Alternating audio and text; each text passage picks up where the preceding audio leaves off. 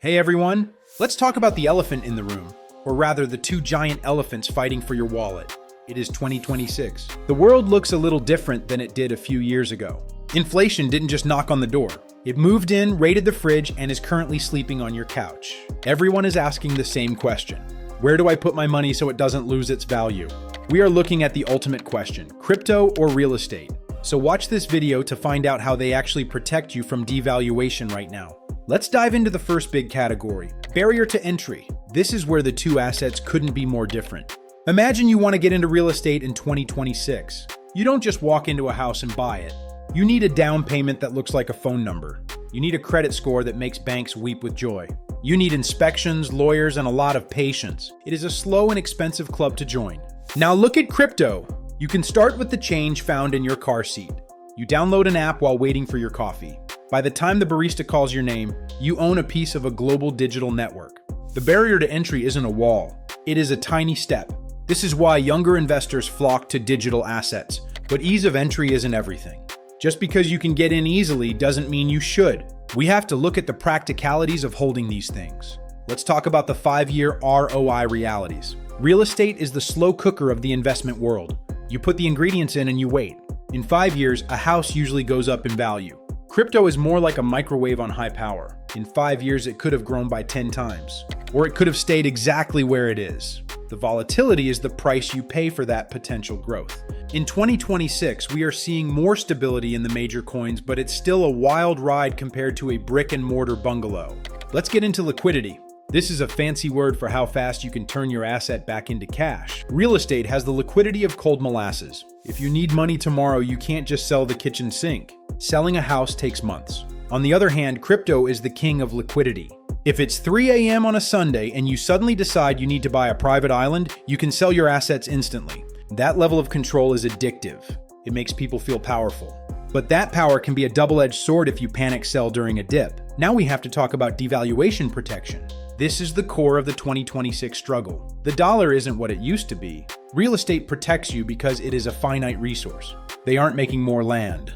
As the currency loses value, the price of the house usually rises to compensate. It's a physical hedge. You can see it and touch it. Crypto, specifically something like Bitcoin, protects you through math. It has a hard cap. You can't just print more of it because the government feels like it. It is digital gold. Today, people are starting to trust code more than they trust politicians. That shift in psychology is huge. It's the reason why digital assets are no longer seen as a hobby for tech geeks. Let's look at the crossover traffic.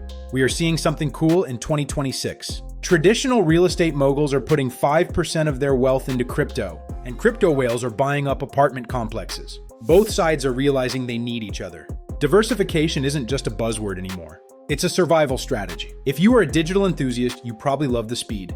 But having all your wealth in something that can drop 20% while you take a nap is stressful. Real estate provides the floor. It's the anchor that keeps your portfolio from drifting away. It provides cash flow through rent, which is something many crypto assets still struggle to do consistently. On the flip side, if you only own property, you are missing out on the massive upside of the digital age. You are locked into one location. If that city's economy fails, your investment suffers. Crypto is global. It doesn't care about local zoning laws or neighborhood schools. It exists everywhere at once. So which one actually protects you from devaluation? The honest answer is a bit of a mix. Real estate is the shield. It's heavy, it's solid, and it blocks the big hits. Crypto is the sword. It's sharp, it's fast, and it helps you get ahead. In 2026, you probably need both if you want to stay protected. We have to consider the tax man too. Governments have finally caught up to crypto in 2026. The days of the Wild West are mostly over. Real estate still has some of the best tax advantages in history. You get depreciation and write-offs. Crypto is getting better, but it's still mostly treated like a stock.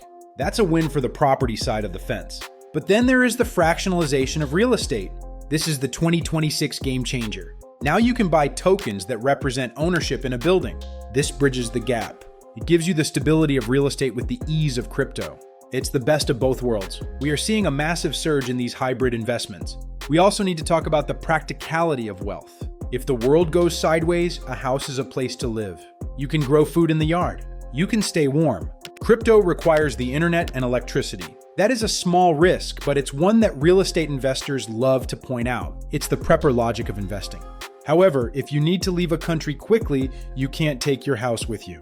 You can take your crypto in your head by remembering a seed phrase. That is the ultimate form of portability. In an unstable world, being able to move your entire net worth across a border in your mind is a superpower. In 2026, the winner depends on your personality. Are you someone who likes to sleep soundly, knowing your asset is made of wood and stone? Or are you someone who wants to be on the cutting edge of a global financial revolution? There is no wrong answer as long as you aren't leaving your money in a savings account to be eaten by inflation. The real devaluation isn't the price of the asset going down. It's the value of your cash disappearing. Both crypto and real estate are lifeboats. One is a sturdy wooden rowboat and the other is a high-speed jet ski. Both will keep you out of the water. One just gets you there faster, while the other is more stable in a storm. As we move further into this decade, the lines will continue to blur. Your house might eventually be on a blockchain. Your crypto might be used as collateral for a mortgage in a way that is instant and seamless. The friction is disappearing. That is the most exciting part of 2026. So here is the bottom line. If you want liquidity and high growth, look at the digital space. If you want stability and tax perks, look at the physical space. Don't be a fanatic for one side. The smartest people in the room are the ones playing both sides of the court. They are protected because they aren't relying on a single system. Wealth placement in 2026 is about being agile. It's about recognizing that the old rules have changed, but the old assets still have value. You don't have to choose a team. You just have to choose not to lose your purchasing power. Which one are you leaning toward right now? Are you team digital gold or team brick and mortar? Or are you like me and trying to find the perfect balance between the two? Let us know in the comments. If you found this breakdown helpful, make sure to hit that like button and don't forget to subscribe so you don't miss out on the next video.